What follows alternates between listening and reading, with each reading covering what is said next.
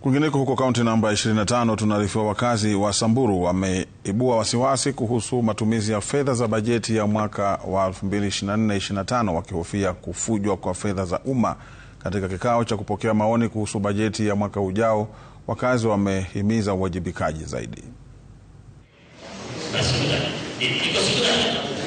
Kwenye kikao cha ukusanyaji wa maoni ya bajeti na kutathmini utumizi wa bajeti ya mwaka wa kifedha wa mwaka 2024-2025 kaunti ya Samburu, kikao kilichoandaliwa katika chuo anuai cha Maralal, wakazi walielezea hofu yao kuhusu ubadhirifu wa fedha. Kuna generator Achaspo Sub County Hospital ambayo wametumia pesa mingi sana. That is around 49 million. It's recorded 49 million. Sasa sisi tunashangaa.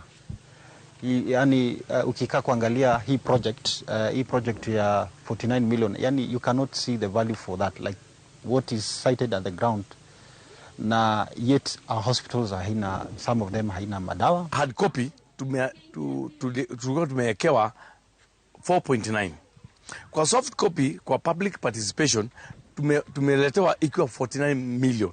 Sasa tunajua hii generator ni aina gani ya 49 million? Generator ya 49 million na watu wanakufa na njaa.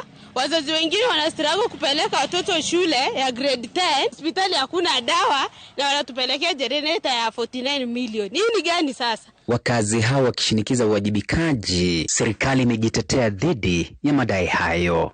Hiyo kitu ni 4.9 million. Ukiangalia kwa budget ni 4.9 million. Na hiyo ni ya 24-25 performance. Si 49 ni 4.9 million. According to the budget. Hata hiyo kitu tumecorrect. Ukirudi sasa kwa website utaona hiyo figure imechange.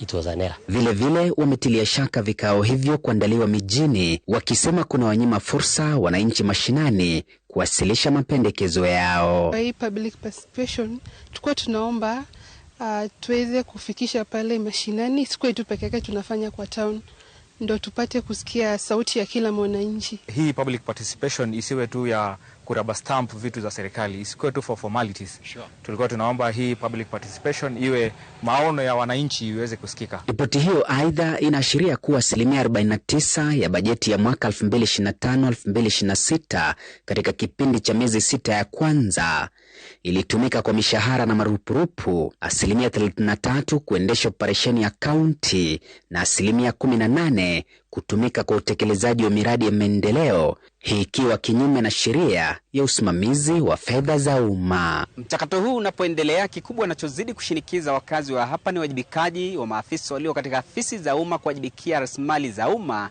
ili kuhakiki mlipa kodi anafaidi na ulipaji kodi wake. Bonfas Barasa, Runinga Citizen, Gatuzi la Samburu.